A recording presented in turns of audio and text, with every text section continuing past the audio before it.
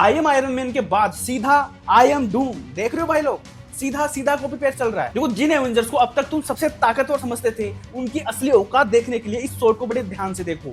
देखो, एमसीयू के इतिहास में पहली बार थोर, फैंटास्टिक फोर, एक्समैन और बाकी ये लपड़गंजू सबके सब बिल्कुल ऐसा ही होकर रो रहे हैं। सबकी आंखों में आंसू हैं, क्योंकि तीन ब्रह्मांड, जिसमें एवेंजर्स वाला जिसके अंदर कैप्टन अमेरिका वगैरह है, एक्समैन वाला जिसके अंदर ये मैग्नेटो है, और फैंटास्टिक फोर वाला, ये तीनों के तीनों ब्रह्मांड एक साथ कोलाइड करने वाले हैं। और इन सारी सुपर हीरोज की भीड़ के आगे सिर्फ अकेला खड़ा रहेगा डूम, जिसकी 2 उंगलियों के आगे पूरी की पूरी सुपर हीरो बिरादरी घुटनों पर आ चुकी है। अब तुम सोच रहे होंगे, क्या डॉक्टर डूम को इतना मूड खराब क्यों है? इसका दिमाग सटकने की वजह है अपना कैप यानी स्टीव रोजर्स। देखो, एंड गेम में कैप्टन साहब ने अपनी पुरानी आस्की और अपनी पुरानी लाइफ जीने के चक्कर में एक ये पॉइंट था, और उसके बाद मल्टीवर्स के साथ हीरोज ने जो टाइम ट्रेवल का ऐसा झोल किया ना भाई, जिसने पूरे मल्टीवर्स का बैलेंस बिगाड़ दिया।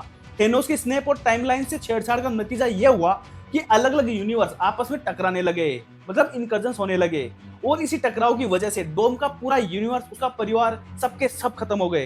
तो भाई बंदा बौखलाएगा ही ना। तो इन हमारे सारे सुपर हीरोज के चक्कर में ऐसा गेम बजाना कि पूरे मल्टीवर्स के लाले पड़ गए। थेनोस ने जब हमारी चुटकी बजाकर पूरे ब्रह्मांड को साफ किया था, तो कायदे से वो लोग मरे हुए होने चाहिए थे अभी भी, लेकिन इन एवेंजर्स को आई दया और इन्होंने टाइम ट्रेवल का झोल करके सबको वापस जिंदा कर दिया। इसका नतीजा क्या हुआ? देखो, ब्रह्मांड का बैलेंस ऐसा बिगड़ा कि बाकी यूनिवर्स ही आपस में तबाह होने लगे, नई नई टाइमलाइंस क्रिएट होने लगी। इनकी जगह दूसरे यूनिवर्स में दूसरे लोगों को अपनी जिंदगी से हाथ धोना पड़ा। तो डूम अब वो सब हिसाब बराबर करने आया है। उसका फंडा सीधा है, जो लोग दूसरों की जिंदगी जी रहे हैं, मतलब इनकी जगह दूसरे लोग मरे हैं और ये लोग जिंदा हैं, ये उधार की जिंदगी जी रहे हैं। तो डॉक्टर डूम यहाँ पर पूरा हिसाब किताब अपना क्लियर करने ही आया है। तो यहाँ पर डूम चाचा उन सबको चुन चुन के पेलेगा, जिसकी वजह से ये सारा तामझाम हुआ है। उसका मानना है कि अगर इन फोकट में जी रहे हीरोज को साफ कर दिया जाए, तो शायद उनका खोया हुआ परिवार वापस आ जाएगा। और भाई, हमारा डूम चाचा कोई एरा गेरा विलन नहीं है, ये बंदा साइंस का बाप है और जादू का दादा है।